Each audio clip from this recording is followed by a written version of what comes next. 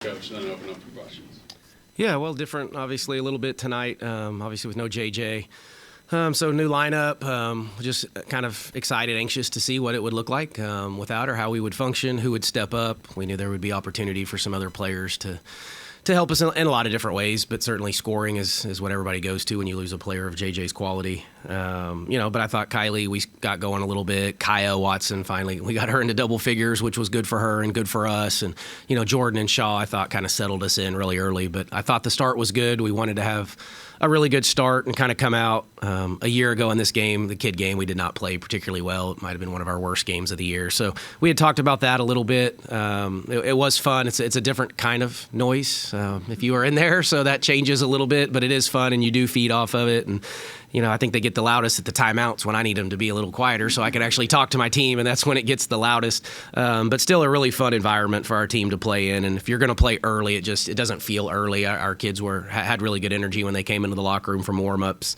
So thankful for all the schools that brought their kids. That's a really cool thing for us, and hopefully they had a good time while they were here. So, really the turnovers would be my gripe as a coach. It's getting to be a little ridiculous at this point, so I got to get this addressed. The rebounding was good. Challenged them to rebound better at half, and I did like that response. I didn't love the second unit the first time through. Their late first quarter, second quarter, I don't think they performed at the level we wanted them to, but I thought they settled in and were better in the second half, so late third quarter and the fourth quarter. But, we'll conclude the home stretch here of the non-conference and feel pretty good that we've established a home identity. And now we need to go play again on the road and play a true road game here in a little bit. We got about 9 days off, but we'll go on the road to play Temple and then get ready for Big 12 play. So, Mark, more on the atmosphere a little bit. So, you've played in big arenas, big crowds, but do the players respond differently to this one just because there's a different energy feel in the building? Yeah, I think you can. I think it starts with not even a response. It's just that they're motivated to play, coming off the disappointing loss, and we had to take a couple days off, and you just feel emotion and energy in the building, and that's, I think, what started. And so I was serious. I was interested to see how our team came into the locker room before the kind of the speech, and they were jumping up and down and excited, and at 10:15 in the morning, that's not always the case with college students. So I think they created it early on. Once you get in the game, sometimes it's not that you don't notice it, because I think you do, but you're playing and the ball's bouncing, and whether we were at Iowa in the 15,000 or here with 8,000 plus kids, it's similar.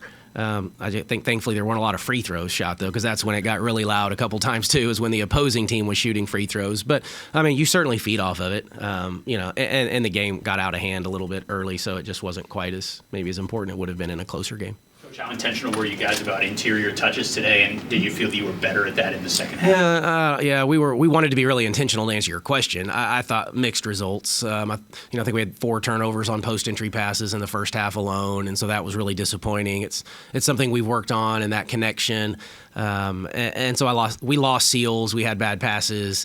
I thought we could have been a little bit better. They bothered us a little more than I thought, though, to give them credit. They blocked JT a couple times from behind, and she lost them and didn't have the feel. So, they were maybe a little bit better than I was, thinking, a little taller, bigger, stronger in the inside than I thought. I thought we still should have had the advantage. But there's different ways to get into the paint. You can do it off the dribble, which we tend to do quite a bit with Jordan, JJ, Shaw. I thought we did a decent job of that.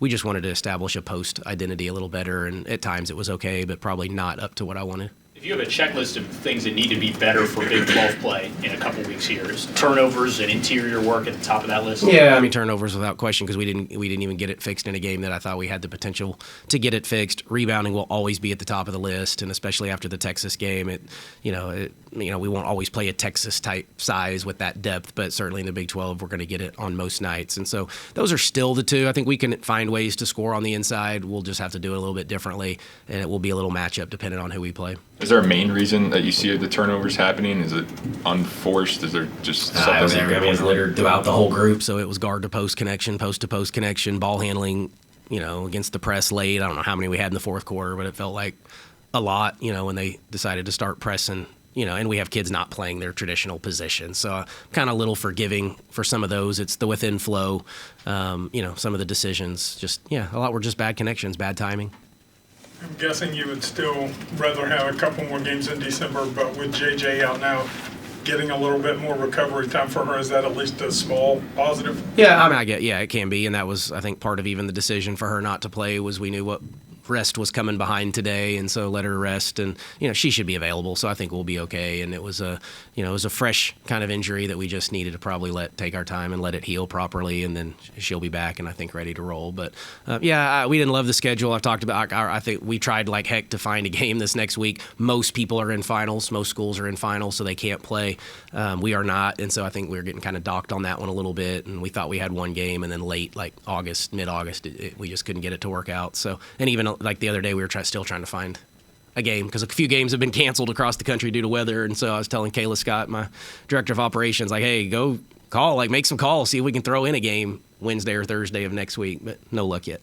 You mentioned Kai offensively. She started like 0 for 3, 0 for 4, but then got it going. What's most important for her individually, offensively going forward so that she can keep putting up the numbers this year? Yeah, well, just to keep the confidence. And I said this the other day when we were talking about her. I mean, part of it is on me to call her number and force the issue and make her know that this is for her. And maybe it's to put it on the floor, to get a 3, so she knows she's such a huge piece of what we do offensively. So to her credit, I thought she was a little bit better. She missed a couple threes earlier, at least 2. And then I thought she shied away from taking the next one that I really wanted her to take. And so just constantly positive feedback. It's on our players to find her in the right spots too. So it's collective between me, her teammates, and herself. We've got to get it. We got to get it right.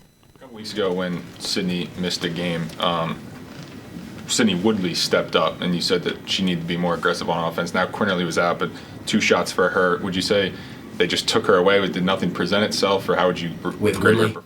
With Woodley? No. I mean, Woodley was good. I mean, she's still a defensive kid first. I mean, just, the shots. It wasn't like we just didn't run anything for her. We weren't running a lot of stuff anyway. We didn't have to because of the score. So, not overly worried about her. I thought she was a little bit better here. She didn't get to play as much against Texas. So, it's going to be a little matchup with her, but she's an elite defender and will help us offensively when the time comes. But, it just didn't call for it tonight. Jordan Thomas, the Lafayette game and this game kind of played out similarly, but did you see anything from her last start to this start? No, well, a little more comfortable, I thought, early. I mean, she didn't finish as well as I think she would probably like. I thought she had a couple that they just tipped or got it, blocked her from behind, that we've worked on that with the feel. And, but big presence, that's where we wanted to go. The first play of the game was for Jordan, just to see if we could establish that back-to-back basket presence. And, they came out in zone, which was fine. We got the open look. But, it's just an identity for us. And I've said she's going to be a really good player. And she's learning. I think she learned a lot. When we got back from the Texas game, I asked them, how do we feel 2 days after? Because we gave them 2 days off. And I think she was the first one actually to speak up. And she said, I learned a lot. Was kind of her response. Sydney's obviously experienced, but first year with the team, she seems to be more comfortable every single game. I watch her play at least. Did you do anything specifically towards Sydney when she first joined the team at the beginning of the year to try to integrate her more as far as comfort, or did she just kind of do that herself with her experience, or how has that worked out? Yeah, Shaw you're talking about, right? Sydney Shaw. Yeah, Shaw fit in really quickly when she got here. We thought on film when we recruited her from Auburn, I thought there was an offensive ability that we could probably unleash a little bit if we could get her to take some of the right shots and use her ability to shoot the 3. We wanted her to take her steps defensively, which now the irony is she had a career high in 6 steals today, so maybe we're getting a little buy-in there from Sid. But no, she's been really good. I mean, made the one error in the one game, and she's bounced back really, really well since then. And, I do like a leadership team, and she's a part of my leadership team, and so we've had some good conversations on those types of things. And so, no, we're just, I think we're all gaining trust as we go through every game with her. She's a very confident kid when she plays the game. She shoots it at a crazy high level, but I think there's more to her game, too, and we're just trying to, expand it and pull out every positive, component of her game. Your next game is a nationally televised game. Is there extra incentive of being on that national stage, of getting to show the basketball world your guys' identity and who you are? Yeah, good question. I don't know if it's extra incentive. It's a great honor, and you want to play in as many of those to get as many eyes on your program as you possibly can. We went a year ago with none until we got into the NCAA tournament, and I think we're supposed to have 5 in the in the regular season, non-conference and conference, and this is the first of the 5. And so, you want to just play well, and you want to expose your program to the national attention, and hopefully we do play well and click on all cylinders. But for the most part, for me, I want to go on the road and figure out how to win on the road, because that's what becomes really important. And this is the first true road game of the year for us. And so that's why we scheduled it. It's what we needed.